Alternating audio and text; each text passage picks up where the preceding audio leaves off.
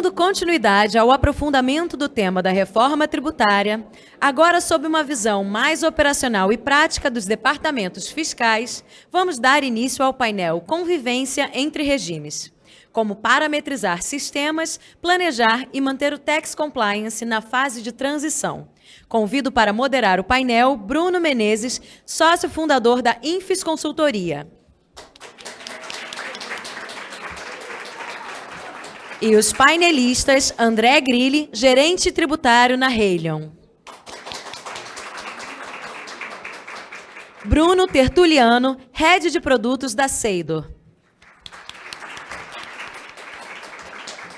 Márcia Balsa, superintendente de Tax na Americanas. Sejam muito bem-vindos.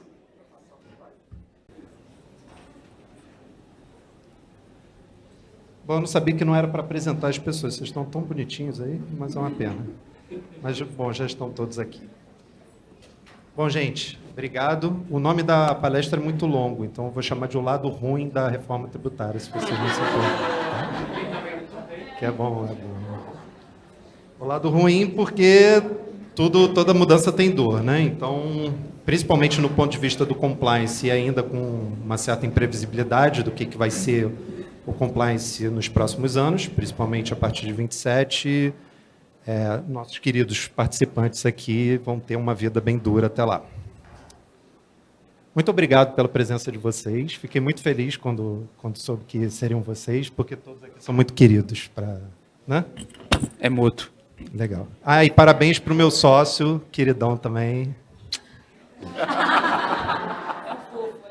Bom, então vamos passando aqui. O que a gente fez, tá, gente? A gente pensou num formato aqui um pouco diferente.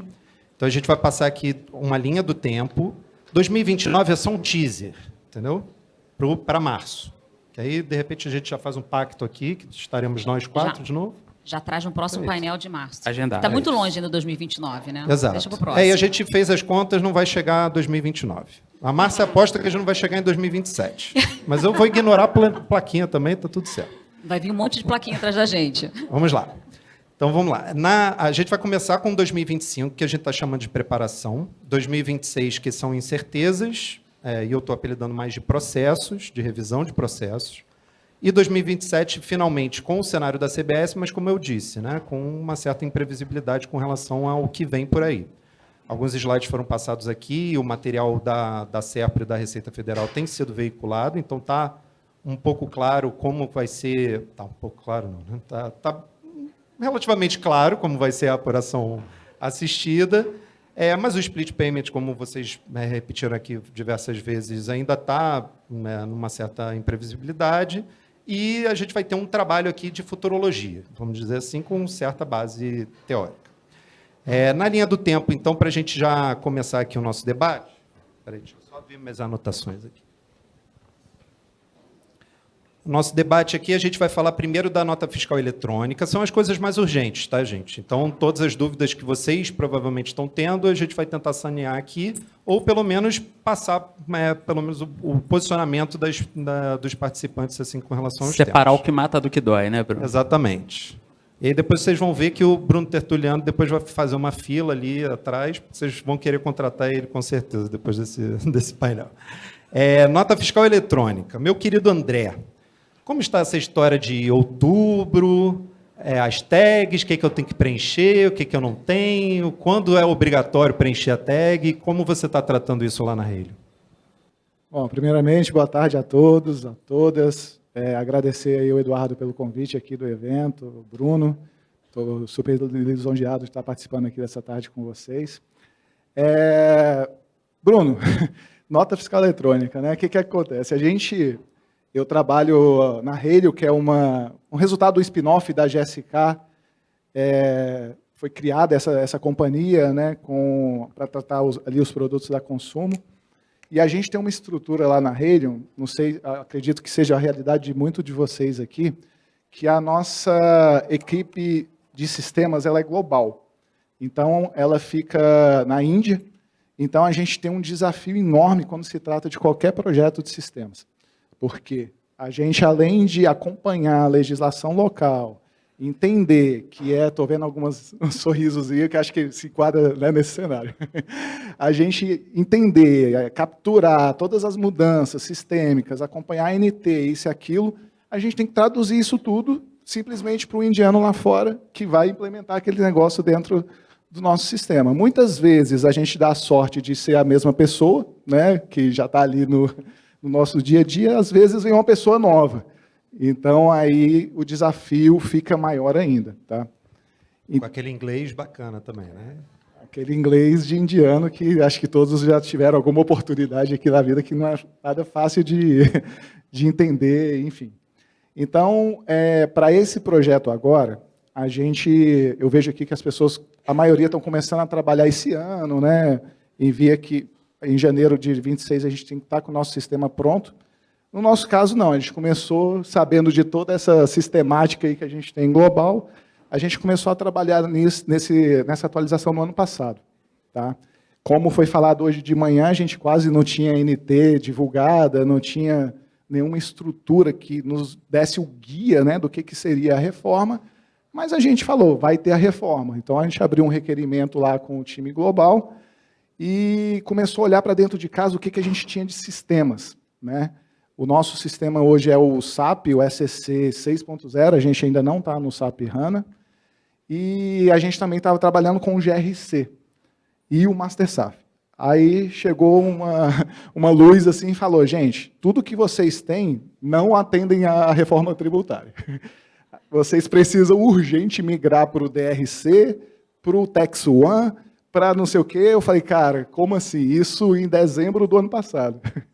E a empresa já tinha fechado orçamento, né? Aquela coisa que todo mundo sabe aqui, a gente, como é que eu vou colocar isso dentro do budget do ano que vem, vai, justifica daqui, dali, então a gente já está trabalhando arduamente nesse projeto desde o ano passado, conseguimos convencer nosso diretor financeiro que a empresa ia parar se ele não pagasse, então foi fácil convencê-lo, né, que a gente precisava daquela verba, e a gente, enfim, conseguiu aí a verba. Hoje, a gente está trabalhando com esses indianos, a gente, na leitura inicial que a gente fez da NT, vindo um pouco para a pergunta do Bruno, a gente entendeu que em outubro, dia 6 de outubro, teria o início das validações, a disponibilização das novas tags no ambiente de produção da Cefaz, e que ficava facultativo o preenchimento daquelas tags. Mas a gente entendeu que a disponibilização da tag no ambiente de produção, ela já mudava o esquema XML da nota fiscal.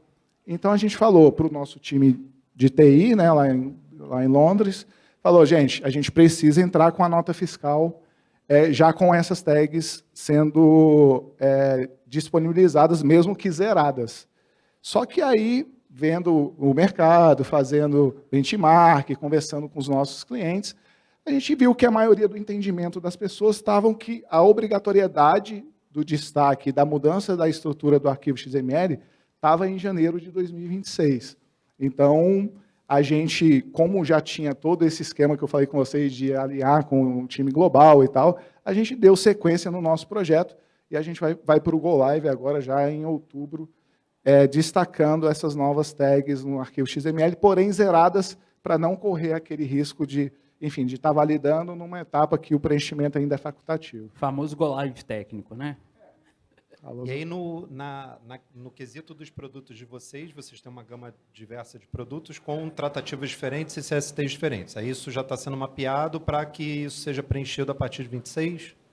Isso. Aí a gente lá na empresa dividiu o projeto em duas fases. A primeira, esse Go Live técnico, né, mudando a estrutura do XML com os campos zerados, e de outubro até janeiro, a gente está inclusive com a INFES, né? A INFES está ajudando a gente. Eu estou fingindo que eu não sei.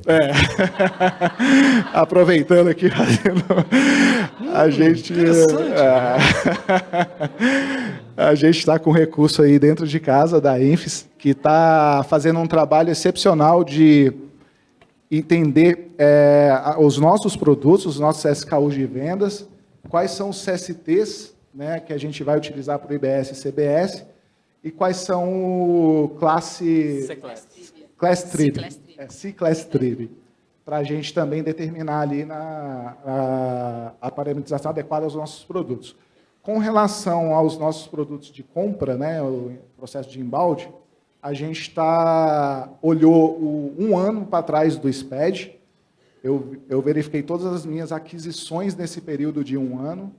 E, baseado nos produtos, a gente está fazendo a classificação também com relação ao CST e o Class Trib, para que a gente, como foi falado hoje aqui mais cedo, algumas pessoas entendem que não vai ter impacto, mas eu entendo que sim, porque o GRC, agora o DRC, né, que a gente já vai estar trabalhando, ele faz aquele cruzamento, né, do XML com a nossa PO. E uma vez que eu adequei o meu sistema para que tenha o IBS e o CBS, a gente está entendendo lá na Helium que se eu não tiver essa validação entre o XML e a PO, o sistema adequado para isso, a gente não vai ter o recebimento de forma automática da Migo e da Miro. Então, por isso que a gente está fazendo esse trabalho de análise de todas as notas fiscais, todos os processos de entradas, para a gente parametrizar o sistema, tabelas de exceção, criar IVAs, para que a gente consiga, de fato, dar sequência nesse recebimento automático de XML. Legal. Então captaram alguns deveres de casa para 25, para implementação em 26 e correr com isso durante 26. Ô Bruno, só contribuir aqui, tem um caminho paliativo aí, André, que é o bypass dessas informações na entrada, tem que ser avaliado com muita cautela também com seu time contábil, fiscal, né? Porque a gente está naquele contexto que não vai ter uma apuração de fato, a apuração é assistida, né? Então, se você manter a sua estrutura de pedido de compras, né, com o processo atual, né, você pode dar um bypass nessas informações de IBS e CBS. Só fique atento que elas podem ser valorosas para você durante 2026 para fazer um manejo estratégico junto a seus fornecedores.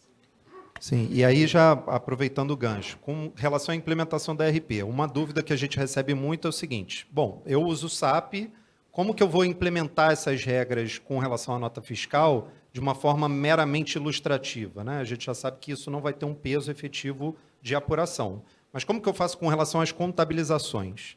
E aí teve alguma novidade, né? Sim, não é o Bruno que está falando, não é a Seidor que está falando, é um posicionamento da SAP, tá, pessoal? A SAP estabeleceu a nota de implementação de IBS e CBS como um tributo estatístico, né? O tributo estatístico ele não repercute dentro do SAP. Então, a orientação da SAP como tributo estatístico é não contabilizar. As empresas podem desabilitar o flag de estatístico? Podem, mas aí estarão seguindo um caminho sem o amparo da SAP, por conta própria, com a consultoria que estiver implementando. Então, a recomendação da SAP, tributo estatístico sem contabilização. Outras alternativas, contabilizar débito e crédito na mesma conta, contabilizar fora do balanço, podem ser observados, né? Mas eu chamo também a atenção que se você quiser contabilizar, alinha também com a sua auditoria externa. Porque, do contrário, o seu auditor externo, no final do ano, pode pedir um impairment. Aquele valor não vai ter condição de ser reavaliado como um crédito ou um débito, de fato, né? Então, o melhor caminho, ao meu ver, aí é o Bruno falando, não contabilizar, não mexer nesse vespeiro ainda, ganhar tempo. 2026, provavelmente, tomara que até no dia 26 de março, a gente tem algumas respostas com relação a 2026 mesmo, tá?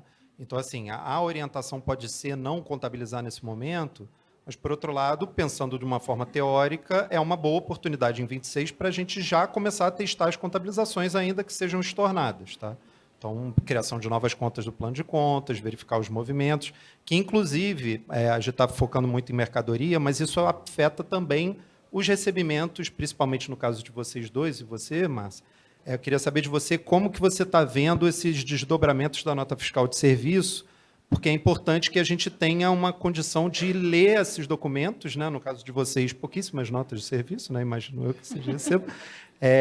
E aí, como que funciona isso? Como que está? Conta para a gente como é que está esse padrão nacional aí. A nota fiscal de serviço, padrão nacional, ela não está tão madura, infelizmente, quanto os outros modelos aí que o André, que o Bruno já colocaram.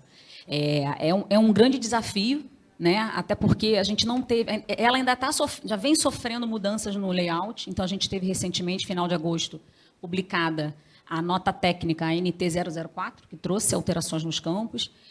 O esquema do XML ainda não foi divulgado, ainda não foi disponibilizado. Então, ainda que hoje a gente quisesse atender a nota fiscal do padrão nacional, não é possível, não temos como, né, atender. Mas eu enxergo ainda que o maior desafio, mais crítico, não seja isso, né, a gente está num cronograma atrasado, mas sim a adesão dos municípios, né? Então, o Brasil é um país gigante, tem 5.570 municípios. E quando você olha lá, existe um portal, né, montaram um portal nacional da nota fiscal de serviço, menos de 50% dos municípios já se conveniaram, porque pela Lei Complementar 214, o município precisa fazer 2 passos: se conveniar, e nisso a gente não atingiu nem 50% ainda, a gente tem um pouco mais que, deixa eu colar aqui, 2.560 municípios conveniados. E, além disso, eles precisam eleger a forma, o que eles vão adotar, se eles vão adotar a nota fiscal de serviço padrão nacional, né, ou se eles vão permanecer com o emissor próprio e fazerem essa conversão, eles mesmos, para o ambiente nacional da nota fiscal de serviço.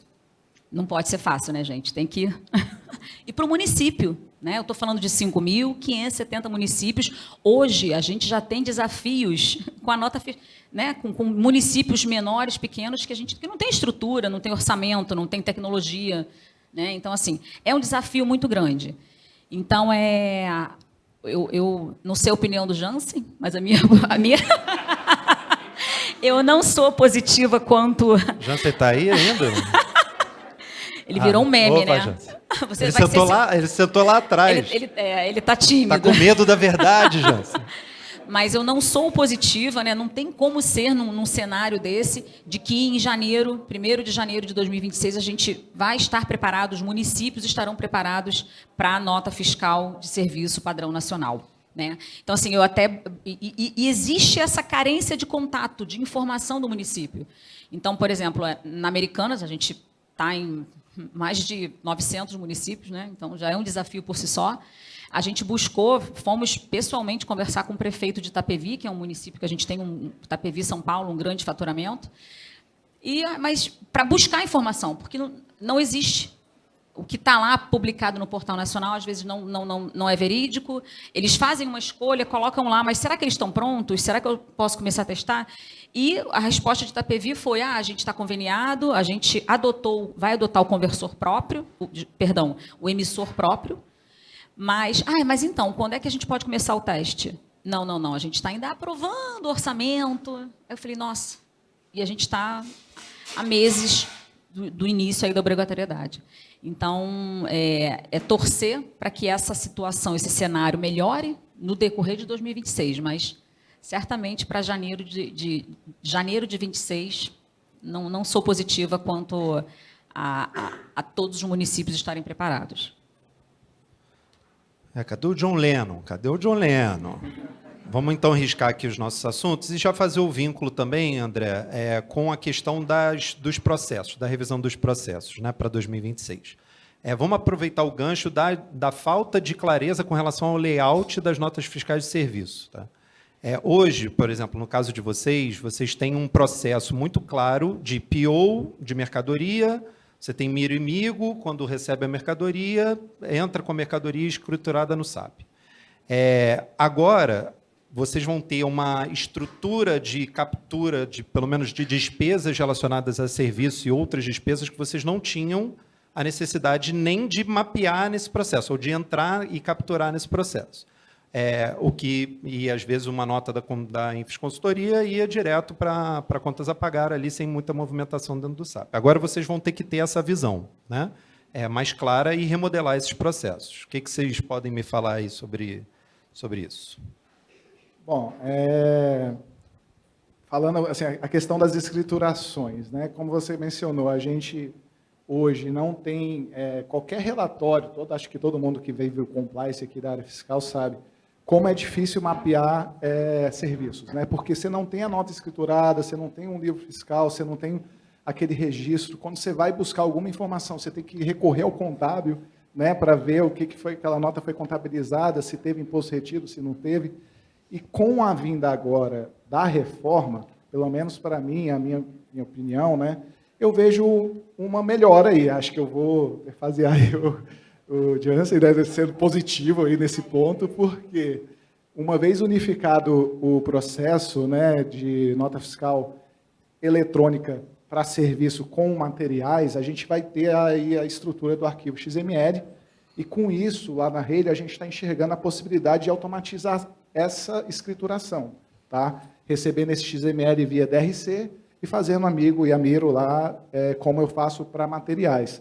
Então, para a gente vê aí um ganho vindo da reforma com relação a esse tema, e um controle maior também das escriturações, uma eventual necessidade de fazer uma auditoria interna, buscar uma informação, um levantamento de apropriação de créditos. Eu acho que vai ficar mais organizado essa escrituração dessa forma. Sim, concordo. Eu acho que assim, é um momento para a gente conseguir organizar, né, essa captura da nota de serviço, porque hoje, com a base ampla de creditamento, a gente precisa agora ter esse controle, né? Mas uma preocupação são com as despesas que não tinham obrigatoriedade de emissão de documento fiscal, que são, por exemplo, a locação, né? Eu acho que todo mundo aqui, né, ou uma locação de um prédio administrativo, eu aqui como varejo, né, mais de 2.000 contratos de locação em função dos estabelecimentos comerciais, das lojas, e locação é uma coisa preocupante. Que você imagina, nunca foi emitido nenhum documento fiscal, e hoje, para eu fazer o creditamento, né, antes eu ia lá pela conta contábil, fazia o crédito lá do PIS e COFINS, e vida que segue. Agora não. Então, imagina que a gente não tem hoje um layout definido ainda desse documento que vai representar o faturamento da locação. E você imagina o mercado imobiliário se preparando para isso. Shopping center, aeroportos, estão às cegas. Exato, porque ainda tem a sublocação. Então, eu até tenho esse cenário também. Eu tenho espaços em lojas que eu subloco. Como é que eu vou cobrar isso se eu não tenho ainda o documento definido? E segue a lei do inquilinato, né? Então, é completamente diferente de serviço e de material. Não dá nem para a gente usar alguma similaridade. É novo. É novo. E aí, complementando, aproveitando esse gancho, André, é um processo novo até para a minha área imobiliária interna. Eu vou ter que redesenhar. O processo do contas a pagar. Você usa real estate, não usa, da SAP? Como? Você usa o real estate da SAP, não usa? Sim. Ainda não está definido. Não está porque não tem um documento, né? Vai receber o quê? Então, assim, mas nem o posicionamento da SAP, pessoal, está claro em relação ao real estate, se vai conseguir fazer alguma manobra até o final do ano para acobertar esse tipo de operação, se é que ela vai ser esclarecida até lá, né, Márcia? Pois é, então assim, também fica esse ponto de preocupação quando a gente coloca aí, a gente está no bloquinho aqui de incertezas para 2026, porque isso é muito crítico quando a gente, quando é colocado que a gente depende dessa escrituração, dessa formalização de documento para todas as despesas, para ter direito ao creditamento a partir de 2027. Então, é mais um ponto que eu tenho a esperança e torço para que se resolva no decorrer de 2026. Mas não temos nada ainda pronto para 2026 em relação a isso. Chama atenção também que, para a regra de 3 que a gente está formando em 2026, ela provavelmente vai ficar incompleta por esse segmento não estar sendo contemplado, né? Então, na estimativa de alíquota que a gente vai ter ali forjada em 2026 para 2027, é um segmento que está no escuro, né? Então, o governo vai ter que fazer uma manobra ali para, de alguma forma, estimar a representação dessa alíquota, né? Assim, são muitos buracos que a gente tem para esse período teste de 2026, né? Então, acabei de falar aqui da nota fiscal de serviço, que a gente vai ter um buraco, né? Inevitável. Questões de despesas, esse exemplo da locação, que não tem um documento definido. Então, é exatamente isso, né? O que vai testar, né? Como é que vai ser esse período teste? É isso, gente. Então, o que a gente viu aqui? No cenário de nota fiscal eletrônica, a gente tem uma certa definição, é a menor das preocupações, pelo que a gente entendeu, para 2025, inclusive. Serviços, há uma preocupação. Hoje em dia, há uma captura, há uma mensageria disponível na maior parte dos RPIs mais robustos com relação à captura das notas fiscais de serviço, a tratativa delas, né? Aí sim, para alguns RPIs só, e módulos fiscais. mas já há alguma certa tratativa fiscal de alguns serviços que hoje em dia, na maior parte dos casos, já são creditados. Aluguéis, cara, hoje em dia a gente tem um caminho só contábil mesmo, captura disso na contabilidade e preparação da FD contribuições daquele jeito, né? Que alguns sabem também aqui. Então, assim, temos ainda um caminho a ser preenchido, o percorrido. A gente tem aquele slide famoso lá do Rock, nananã. O Rock ele vai falando bonitinho, não sei o que, ele fala outros, né? Aluguéis, vai por esse caminho aqui que ainda não está definido mesmo. Então, vai se criar um layout? Pô, olha isso, né? Você tem 1 ano e pouco para se criar um layout. As empresas que não estão preparadas hoje em dia para emitir o documento vão ter que correr atrás para emitir um documento, vai mudar toda a realidade. Então, esse é um ponto de preocupação realmente, tá?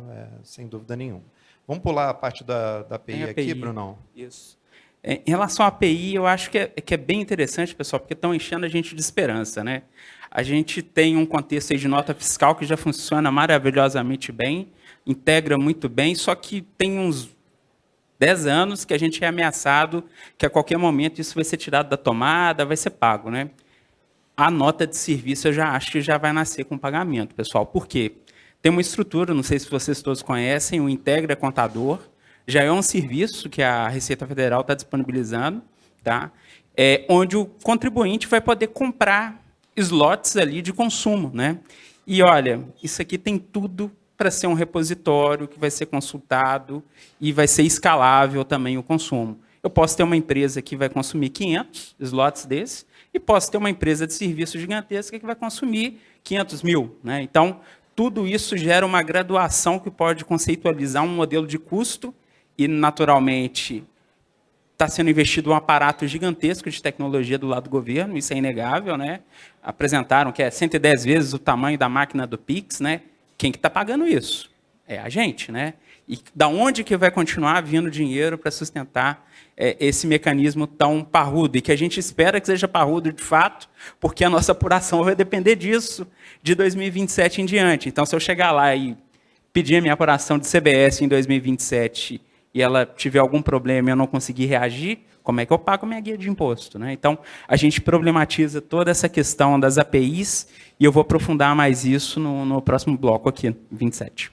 Bom, aí vamos para o cenário de 2027, que poderia ser nomeado até uma revolução, né? Que não deixa de ser para o nosso mundo de compliance. Tá? A gente vai ter um cenário, como já demonstrado aqui, vocês já devem ter visto em diversos outros seminários e explicações, o cenário de apuração assistida, ou seja, eu já não tenho mais FD contribuições, então o contribuinte ele já não tem o poder, vamos dizer assim, de apurar e informar ao governo que vai avaliar aquela informação. Então, isso já muda bastante para fins até da... Depois a gente vai falar um pouquinho de estrutura de time fiscal, do que vocês, como gestores, têm de visão para isso, né? De mapear potenciais de pessoas e dentro da própria equipe também migrar essas pessoas para um ambiente um pouco mais de compliance, de documentos eletrônicos e de manipulação de bases. Mas aí queria saber de você, principalmente, quem é que eu quero saber? Eu quero saber de você. Eu quero saber de mim. Eu quero saber de você. Não, a gente ensaiou bem, tá bem ensaiado, né? Mas a gente nem o quê, tudo. Bruno? A gente ensaiou. Apuração assistida, vamos lá. Você tem... agora eu lembrei. Você tem novidades com relação ao que você tem ouvido da Receita Federal, nos encontros da Receita Federal? Queria saber mais um pouquinho sobre isso. 2027, eu vejo muito como uma quebra de paradigma, né? Então, é novo do que a gente sempre teve até hoje. Como você citou, o FD, o compliance da área tributária era você gera a tua obrigação, você gera a tua guia e você paga. Depois, passa-se aí 4, 5 anos, você vai ser fiscalizado. Ou menos, né? Às vezes. E com a apuração assistida, né, eu estive no Fórum de Diálogo da Regulamentação, que foi uma semana de debates promovidos pela Receita Federal. Então, eu estive presente lá nos painéis, né, foram mais de 2 horas falando só sobre apuração assistida. Então, eu vou trazer aqui as mensagens, as principais insights que eu tive lá. Eles falam muito no modelo de colaboração, então a apuração assistida é um modelo colaborativo, né, que a única obrigação acessória vai ser exclusivamente o XML, não vai existir outra obrigação acessória. E vai como já foi colocado aqui, né, na palestra de manhã mais cedo, o José Carlos Sabino, que trouxe aqui, muito bem explicado, mostrou telas aqui do sistema. A Americana está também no projeto piloto, então a gente está vivendo isso, né, está acompanhando lá como as funcionalidades do sistema. Hoje o projeto piloto só tem ainda o modelo 53, mas em breve já estão aí colocando os demais modelos. E entra como um conta corrente, né? Então, se o que o teu fornecedor te vende, entra ali, o que você fatura entra como débito e vai fazendo um crédito e débito, fazendo aquela conta corrente. O que foi colocado? Que, encerrado o mês, né, que vão ter 3 momentos a apuração assistida, que é a apuração mensal em andamento, vai se encerrar o mês e vai existir um período de ajustes. Não que o contribuinte não possa fazer nenhum ajuste, até porque tem ajustes que a gente já sabe que vai existir. Por exemplo, o estorno de crédito por uso pessoal. Então, você vai ter que emitir notas de débito e notas de crédito. Não temos ainda o layout dessas notas, mas elas irão existir e já está sendo previsto na regulamentação da Receita Federal, né, dessa apuração assistida. E, através das notas de débito e crédito, vão se fazer lá os ajustes. Eles foram muito claros também que não vai mais existir retificação. Acabou esse fantasma. Ninguém vai reabrir período, né? Essa coisa de reabrir não sei quantos anos, retificar. Não existe mais retificação. Tudo vai acontecer naquela competência. Qualquer ajuste, qualquer crédito extemporâneo, qualquer acerto retroativo vai ser ajustado no período corrente. Isso foi colocado também... Mas aí perguntamos também, tá, mas e se a gente verificar alguma nota de fornecedor que a gente não reconheça? Tudo bem, você pode rejeitar. Abre diretamente uma fiscalização, ou seja, para se justificar do que houve, né? Então, assim, a mensagem final, para eu poder até passar aqui a bola para o André, que vai falar um pouco mais sobre isso, a gente vai ter um sistema que a Receita Federal vai colocar ali. Se você quiser, você aceita. Eu concordo aqui, vou fazer uma nota de débito aqui, outra de crédito ali, gerou ali aquele pagamento, vou pagar. Mas a gente vai aceitar? Não. Então, na verdade, a necessidade agora vai ser de uma conciliação. Não vai fugir de ter aqui em paralelo o meu RP, o meu sistema fiscal que hoje faz a minha escrituração, conciliando isso. Então, assim, quando se fala de uma simplificação de compliance, até que ponto? Né? Até que ponto? Ô, Márcia, acho que tem que lembrar também que a apuração assistida do CBS não vai ser a mesma do IBS. Isso é a joia da coroa, ao contrário. Eu trouxe esse ponto na hora do almoço, conversei aqui com os colegas, porque foi falado isso lá no Fórum de Regulamentação em Brasília. Não garantimos que o IBS vai entrar no modelo que está sendo, no sistema que está sendo piloto agora, né? Aí eu falei, não, mas espera aí, como assim? Não vai entrar, não é só colocar uma coluna ali do IBS em 2029? Não é só uma coluna? Não, já foi oferecido, mas o comitê gestor não deu certeza e eles disseram que eles iam trabalhar num sistema próprio. Então, assim, eu estou falando aqui, a gente está comentando aqui o que foi falado lá, né? Mas não existe, só de não existir essa certeza já deixa uma aflição no coração, né, gente? E prometeram simplificar, né? Achei que estava dentro do rol da simplificação. Pois é, gente. Mas vamos voltar, posso exercer o poder do moderador. Vamos voltar, que isso aí é 29, tá? Não, é porque é importante. A gente falou da apuração assistida, a Márcia trouxe novidades para mim, eu também não sabia, eu achei que é uma informação muito valiosa para passar para vocês, com relação ao que a gente sabia da apuração assistida, que era uma apuração, a princípio, que partiria da Receita Federal e caberia um recurso ali, um período de recurso, como bem dito em algumas das nossas palestras, inclusive no encontro que a gente fez da Firjan, no último, que seria, daria-se tempo ao contribuinte de recorrer ali àquele cálculo feito. A gente está imaginando um cenário um pouco diferente disso, pelo menos pensando nessas últimas informações passadas, que vão sim haver ajustes, vão sim haver diálogos durante a apuração daquele determinado mês entre Receita Federal ou leia-se comitê gestor, o sistema liberado pela SERPRO, para a gente conseguir fazer, como contribuinte, um diálogo ali, apontar já essas operações e não fazer isso determinado no final do mês. Então, olha como isso já mexe com fechamento, mexe com conciliação contábil, sejamos francos, né? Conciliação contábil tem um ajustezinho ali todo mês, todo mundo sabe, está tudo certo, né? Então, isso acontece, só que a partir de 2027 fica mais evidente a necessidade de fazer a conciliação, né? Entre o contábil, cada nota que é emitida, cada nota que é recebida, o que a Receita Federal, através da SERPRO, está informando ali que teve crédito ou teve débito, e também lembre-se, né? A gente tem também a calculadora da Receita, vai passar por um moedorzinho ali que vai destruir CSTs e recompor a alíquota. Isso aí está bem evidente também. Então, olha como muda não só a rotina das empresas, mas também empresas como a nossa, de consultoria, né? Eu não vou mais fazer uma revisão fiscal de 5 anos. A gente vai ser contratado e vai ter que estar preparado para fazer uma revisão constante, uma revisão plugada no sistema e no processo da empresa, do cliente. Então, isso muda não só a realidade de vocês de empresa, como a nossa realidade, e depois os escritórios de direito para atuar.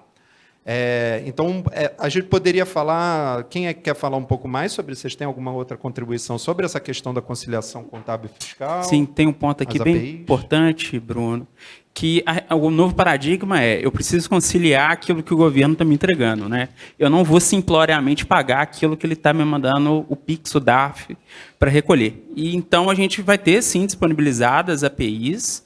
É sonho ainda, né? A gente não tem essas estruturas aclaradas para poder construir nada no entorno dela, mas a Seidor, enquanto software house, enquanto produtos fiscais, a gente tem um conceito em elaboração de aproveitar todo um know-how de conciliação que já acontece em contas a pagar e contas a receber, para operacionalizar também a confirmação desses créditos e débitos dentro de um modelo de escrituração e confirmação da escrituração.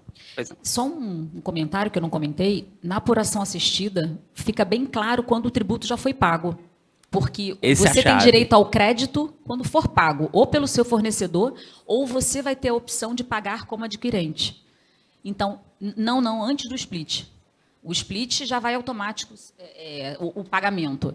Mas sem o split, você vai ter a opção também de pagar. Mas uma coisa aqui interessante é que você, às vezes, tem um prazo de 90 dias para pagar o teu fornecedor, mas o imposto ele tem que pagar no prazo do vencimento da competência que você adquiriu aquela compra, aquela mercadoria, aquele produto.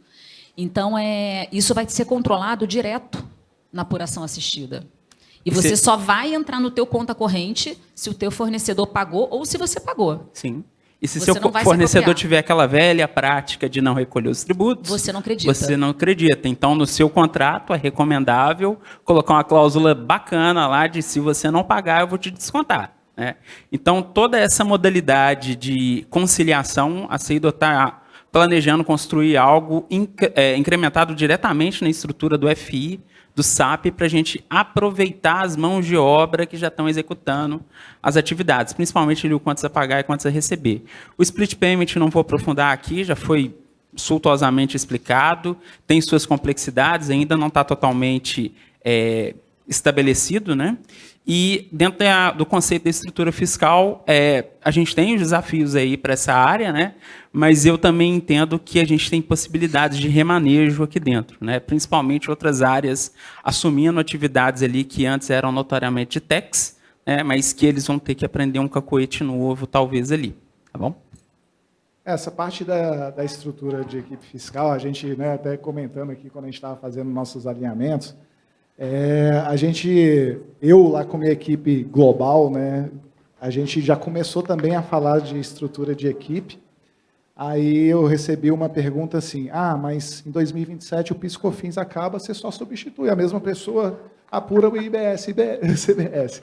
Cara, não é assim, né? A gente que está aqui no dia a dia sabe, ainda mais como foi colocado aqui, essa questão da conciliação vai ser assim, algo muito louco, né, da gente conviver com isso, né, porque hoje, literalmente, a gente acredita aquelas notas fiscais dos nossos livros, no final do mês a gente faz a conciliação com o contábil, está tudo certo, às vezes tem uma pendência ou outra, como o Bruno mencionou, que a gente tem que fazer um ajuste ou outro, mas nessa situação a gente só vai poder tomar o crédito de fato quando o imposto for recolhido. Então, a gente vai ter ali algum grupo de valores ali perdidos. A gente, lá na empresa, está cogitando ter uma conta transitória, tá, entre o ativo e o passivo, justamente para tratar esses saldos diferentes, né? Maduro ou não maduro. Isso, que ainda não foram pagos, né? Aqueles impostos, para a gente tirar isso do ativo e do passivo, para tentar ter uma conciliação mais próxima ali entre fiscal e contábil. E quando me vê essa questão de, em termos de estrutura de equipe, a gente literalmente usar só aquela pessoa que apura PIS/COFINS para fazer tudo isso, não faz sentido. Então, para mim, quando a gente falar, vai vir a reforma, vão simplificar os processos, a gente vai perder nosso emprego, né? A gente sempre vem aquela coisa na nossa cabeça. Eu acho que não. Eu acho que até a gente ter uma maturidade desse processo, ter essa questão das conciliações, dos sistemas desenvolvidos para ajudar a gente, gestor, com nossa equipe, a gente sim vai ter mais trabalho, pelo menos nesse início aí da reforma até a consolidação. E as APIs vão ter um papel muito importante nesse ponto, pessoal. É onde a gente vai poder tirar a diferença de toda a complexidade de conciliação que vai ter, mas chama atenção também para um seguinte fato, né? Hoje as empresas costumam pagar diversos títulos agrupados. A gente vai ter que rever isso lá com a equipe financeira. Essa é a notícia ruim, que muitos SAPs isso foi desenvolvido, né, até para pagar menos tarifa bancária, né? Agora a gente vai ter que voltar para o mais simples, pagar título a título para criar mecanismos de rastreabilidade por nota fiscal, documento fiscal e fazer o aproveitamento correto dos créditos de impostos atrelado ao split payment e todo outro aparato de API que vai estar disponível, tá? Então muda muita coisa, mas o que a gente pode esperar da inclusão, vai saindo um pouquinho mais do compliance e chegando um pouco mais na parte do cálculo do tributo, o que a gente tem de novidade com relação à possível inclusão aí da CBS na base do ICMS? Bem, eu digo que esse é um fantasma aí do período de transição, né? E aí, até conversando com algumas pessoas, né, falam, não, mas isso não está definido, aonde está escrito? E eu falei assim, não, mas é exatamente nesse ponto que a administração tributária está se apegando, digamos assim. Saiu uma matéria, né, do Bernardo Api, não sei se foi semana passada, eu até vou ler aqui o título, né? Para arrecadação neutra, faz sentido que o IBS e o CBS entrem na base do cálculo de ISS e ICMS, diz a API. Então, foi uma matéria que ele conta muito bem qual é a visão da administração tributária sobre esse ponto.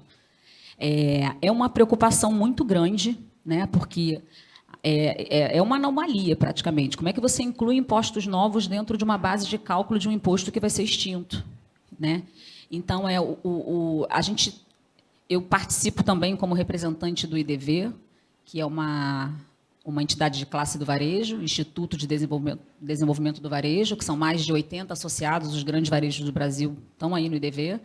E a gente veio trazendo esse tema para a Receita Federal, para a Confederação Nacional de Municípios, para o pré-comitê gestor, levamos no gabinete do senador Eduardo Braga, e a nossa esperança, que existia aí uma emenda agora com o PL 108, foi rejeitada, e a visão de todos esses que a gente conversa é a mesma. Então, a visão da administração tributária é que vai ser incluído o CBS e o IBS na base de cálculo do ICMS e do ISS. Né? Então, assim, mais um ponto para ajustar no SAP, tá, pessoal? Pois não trazendo aqui o bode para a sala, mas já trazendo... o que a gente está fazendo, né? Estamos recalculando as projeções, né? Os números, projeções que foram feitos sem essa variável, recalculando, estamos refazendo aí, né, as especificações, incluindo nos sistemas essa nova situação, e se preparar aí, né? Eu digo que a gente vai ter um período de transição recheado de insegurança jurídica. Né, e já se fala até da nova tese do século, né, com essa situação toda. Pois é, então, assim, concluindo essa parte, pelo menos, das incertezas, falta ainda uma clareza com relação à questão da apuração assistida, só em alguns detalhes, né, de como vai ser isso, confirmação a vir, né, com relação a ser colaborativo ou não, ser diário ou não, haver uma API que conecte o sistema com relação a o crédito foi apurado, já haja uma contabilização. E se eu vou ter que pagar para usar isso de fato? Ter que pagar para usar, exatamente. Às vezes isso pode ficar mais caro que a solução fiscal, tá, pessoal? Tem que ficar atento a isso, porque vai variar de acordo com a volumetria, né? E, por fim, vai haver uma nova tese do século, né? Então, acho Só que notícia o pessoal boa. do Contencioso só está... Contencioso está feliz. Está feliz, está feliz. Então é isso, gente. Terminamos a tempo. 2029 fica para março e temos esse compromisso com vocês. Muito obrigado pela atenção de vocês. Né? Obrigado.